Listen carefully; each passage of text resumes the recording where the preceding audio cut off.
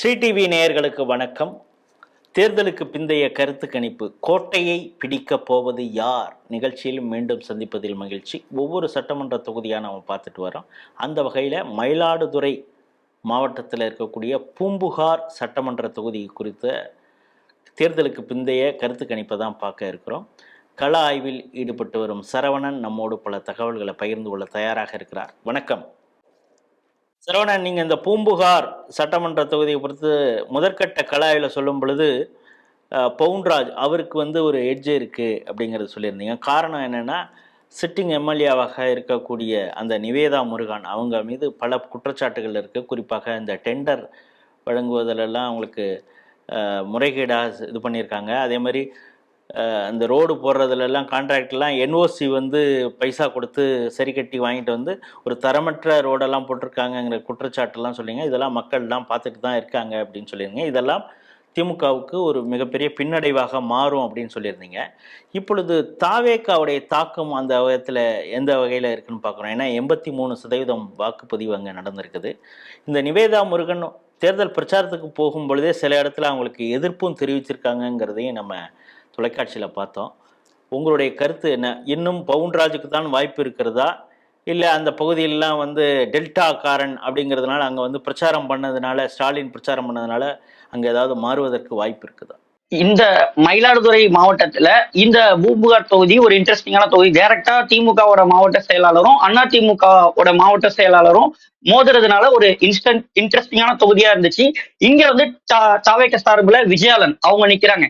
Campaign பொறுத்த வரைக்கும் 3 பேருமே இதுல விஜயாலன் அவருமே கேம்பெயின் நல்லா தான் பண்ணிட்டாரு. அவரும் எல்லா பகுதிக்குமே போனாங்க. ஒரு சில பகுதிகளில், அதாவது அவங்களுடைய உட்கட்சியிலேயே சில பகுதிகளில் நிவேதா முருகன் அவங்களுக்கு சில எதிர்ப்புலாம் இருக்கு. நம்ம ஏற்கனவே ஃபர்ஸ்ட் முதற்கட்ட கள ஆய்வுலயே நம்ம சொல்லியிருந்தோம். அந்த கட்சிக்குள்ளேயே ஒரு ஃபேக்டர் ஃபிரிக்ஷன் இருக்கு. அவங்க நிவேதா முருகன் அவங்களுக்கு எதிராக ஒர்க் பண்றாங்க. அதே பிரச்சனை பவுன்ராஜ் இவங்களுக்கும் இருந்துச்சு. குறிப்பாக அந்த வலூர் பகுதிகள் எல்லாம் இவங்களுக்கும் அந்த ஃபிரிக்ஷன்ங்கிறது இருந்துச்சு. ஆனாலும் கூட தொகுதி முழுவதும் பார்க்கும்போது ஒரு சின்ன எட்ஜில பவுன்ராஜ் அவர்கள் ஜெயிக்கிறதுக்கான வாய்ப்பு தான் அதிகமா இருக்கு. இந்த பகுதியில் தாவேக்காவுடைய தாக்கம் எந்த அளவுக்கு இருக்கு? நீங்க சீர்காழியில சொல்லும் பொழுது ஒவ்வொரு பூத்துலையும் 100லேருந்து 120 ஓட்டு விழுந்தது. இங்க எப்படி இருந்தது? இங்க மீனவர்கள் பகுதியில விஜயாலன் அவங்களுக்கு ஒரு இண்டிவிஜுவலான செல்வாக்கு இருந்துச்சு. ஒரு சில பகுதிகள், அந்த திருக்கடையூர், பொறையார் பக்கத்துல எல்லாம் நம்ம கேட்கிறப்ப சிலர் அவங்கள பத்தி நல்ல விதமா சொன்னாங்க நிறைய இடங்கள்ல. அந்த பகுதிகள்லயும் சரி, பிஷர்மேன் பகுதிகளில் இவங்களுக்கு நிறைய ஓட்டு கிடைக்கிறதுக்கான வாய்ப்பு இருக்கு. அதே நேரத்துல சம்னார் கோயில், ஆக்கூர் மூக்கு சைடு வரும்போது அங்க அதிமுகவுக்கு அதிகமான ஆதரவு இருக்கு. அதே நேரத்துல நம்ம பூம்புகார் சைடு அப்படி கொஞ்சம் இன்டீரியரா போறப்ப அந்த பகுதிகளில் திமுகவுக்கான ஓட்டிங் அதிகமா கிடைச்சிருக்கிறதுக்கான வாய்ப்பு இருக்கு. ஒட்டுமொத்தமா நம்ம பார்க்கும்போது இந்த தொகுதியில தாவேக்கா பொறுத்த வரைக்கும் 20,000 25,000 வாக்குகள் வரைக்கும் பெறதுக்கான வாய்ப்பு இருக்கு. இது இளைஞர்கள் வாக்கு, பெண்கள் வாக்கு மற்றும் மீனவர்களுடைய வாக்குகளா இருக்கிறதுக்கான வாய்ப்புகள் தான் அதிகமா இருக்கு. நம்ம கேட்கும் போதே நிறைய இளைஞர்களும் சரி, அதே மாதிரி மீனவர்கள் பகுதியிலையும் சரி, தாவேக்காங்கிற இதுதான் அதிகமா சொல்றாங்க. மற்றபடி வன்னியர்கள் பெரும்பான்மையா இருக்கக்கூடிய பகுதிகள் எல்லாம் பவுன்ராஜ் அவங்களுக்கு தான் ஆதரவு அதிகமா இருக்கு. சில இளைஞர்கள் நாங்க தாவேக்காக்கு போட்டோம், ஆனா ஜெயிக்கிறதுக்கான வாய்ப்பு பவுன்ராஜ் அவங்களுக்கு தான் இருக்குங்கிறதையும் நிறைய பேர் நம்மள்ட்ட சொல்றாங்க. இந்த தாவேக்கா பிரிக்கக்கூடிய அந்த மீனவர்களுடைய வாக்கு, அந்த பகுதியில் இருக்கக்கூடிய பெண்களின் வாக்கு ட்ரெடிஷ்னலா யாருக்கு போயிட்டு இருந்தது? அதிமுகவுக்கா திமுக இருக்கா? ட்ரெடிஷ்னலா முதல்ல அதிமுக கிட்ட இருந்துச்சு. ஆனா போன தாட்டி இந்த ட்ரெடிஷ்னல் ஓட்டு காளியம்மாளும் நிவேதா முருகன் அவங்களும் பிரிச்சப்ப பவுன்ராஜ் அவங்க ரொம்ப கம்மியான வாக்குகள், 1400 வாக்குகள் தான் இருக்கும். அதுக்குள்ள அவங்க தோத்து போறாங்க. அடுத்த இந்த தாட்டி அதே நேரத்துல காளியம்மாள் அவங்களுக்கு செல்வாக்கு இருக்கக்கூடிய பகுதிகள் கிராமமா கேன்வாசிங்ல தான் 3 பேருமே ஈக்குவலா பண்ணாங்க. அதுல பவுன்ராஜ் அவங்க ஒரு படி மேல போய் காளியம்மாளும் அவங்களும் பல மீனவ கிராமங்களுக்கு எல்லாம் நேரடியா போய் வாக்குகள் சேகரிச்சிருந்தாங்க. அந்த சமுதாயத்துடைய முக்கியஸ்தர்கள், ஊர் நாட்டாமையா இருக்கிறவங்க, இந்த மாதிரி இருக்கிற எல்லாரையுமே அவங்க நேரிலே போய் சந்திச்சு கேட்டிருந்தாங்க. ஆனாலும் அந்த இளைஞர்கள் மாறினாலும் கூட அதுல இருக்கக்கூடிய மற்ற பெரியவர்கள், சமுதாய பெரியவர்கள், அந்த ஊர் கட்டமைப்புக்குள்ள வர்றவங்க நிறைய பேர் அந்த ஒரு சில கிராமங்கள்ல பவுன்ராஜ் அவங்களுக்கு போடுறாங்க.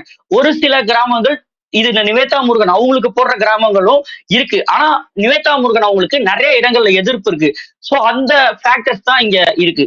நீங்க சொன்ன மாதிரி சென்ற முறை 3299 வாக்குகள் வித்தியாசத்துல தான் பவுன்ராஜ் தன்னுடைய வெற்றி வாய்ப்பை இழந்திருக்காரு. காரணம், காளியம்மாள் அப்பொழுது 14,000 சொச்சம் வாக்குகளை பிரித்தாங்க. அவங்க இப்பொழுது அதிமுகவுக்கு, நீங்களே சொல்கிறீங்க, மீனவ கிராமத்தில் ஒவ்வொரு கிராமத்துலேயும் போய் அவங்க பிரச்சாரம் பவுன்ராஜுக்காக பண்ணியிருக்காங்க அப்படின்னா, இளைஞருடைய வாக்கு ஒரு சில வாக்குகள் மட்டும் தாவேக்காக்கு போகக்கூடிய வாய்ப்பு இருக்கிறது.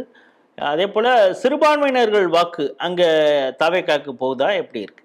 சிறுபான்மையினர் பொறுத்த வரைக்கும் மற்ற 2 தொகுதிகளை கம்பேர் பண்றப்ப இங்க வந்து சிறுபான்மையினர் குறைவா தான் இருப்பாங்க. சோ ஆனாலும் கூட இங்க வந்து கிறிஸ்டியன்ஸ் ஓட்டு இருக்கு இல்லையா, அதுவும் ட்ரெடிஷ்னலா அந்த இஸ்லாமிய இளைஞர்களுடைய வாக்கு தான் அங்க போகுது.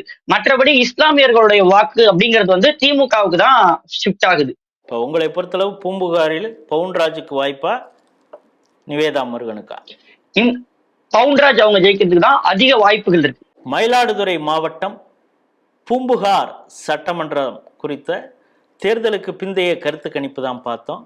கலாய்வில் ஈடுபட்ட சரவணன் மிக தெளிவாக சொல்கிறார். முதற்கட்ட கலாய்விலும் இதை தான் சொன்னார், பவுன்ராஜுக்கு தான் வாய்ப்பு இருக்குது. காரணம், சென்ற முறையே குறைந்த வாக்கு வித்தியாசத்தில் இழந்தார் அப்படிங்கிறதையும் தாண்டி சிட்டிங் எம்எல்ஏவாக இருக்கக்கூடிய நிவேதா முருகன் மீது அந்த பகுதியில் பல அதிருப்திகள் இருக்கிறது.